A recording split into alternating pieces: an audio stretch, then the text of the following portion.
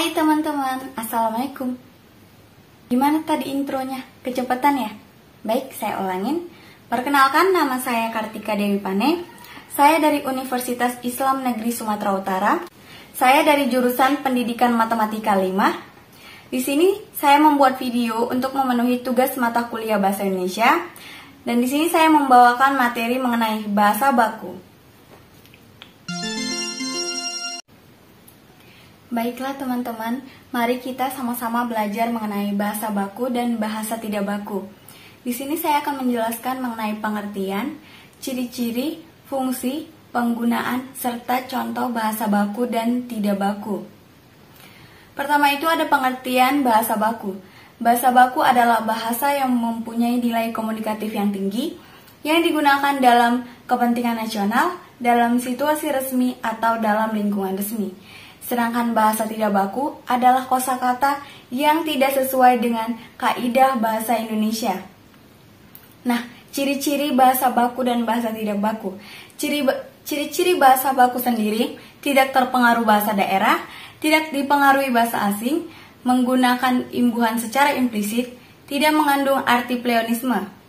Sedangkan bahasa tidak baku memiliki ciri-ciri, walaupun katanya berbeda tapi memiliki arti yang sama, berpengaruh oleh perkembangan zaman seperti bahasa gaul atau bahasa alay, terpengaruh dari bahasa asing, digunakan pada saat situasi tidak resmi.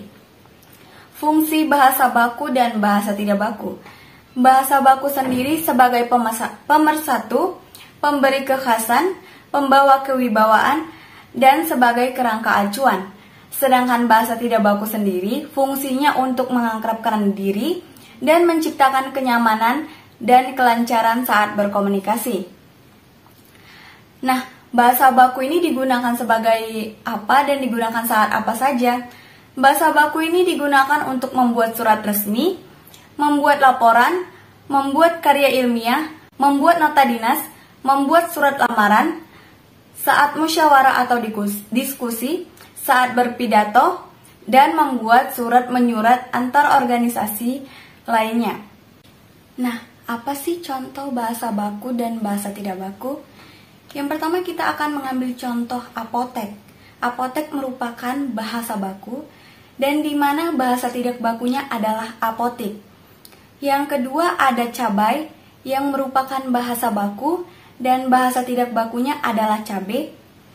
Yang ketiga ada foto di mana merupakan bahasa baku dan bahasa tidak bakunya adalah foto. Dan yang keempat ada hakikat, di mana itu merupakan bahasa baku dan bahasa tidak bakunya adalah hakikat. Dan yang kelima, daftar. Daftar merupakan bahasa baku, sedangkan bahasa tidak bakunya adalah daftar. Dari kelima itu, kita bisa melihat dari penulisan dan penyebutannya berbeda, tapi memiliki arti yang sama.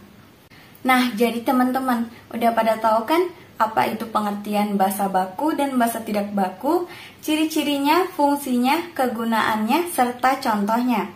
Jadi, bahasa asing dan bahasa gaul boleh kita terima dan boleh kita pelajari, tapi jangan lupa untuk menjunjung tinggi bahasa kita, yaitu bahasa Indonesia.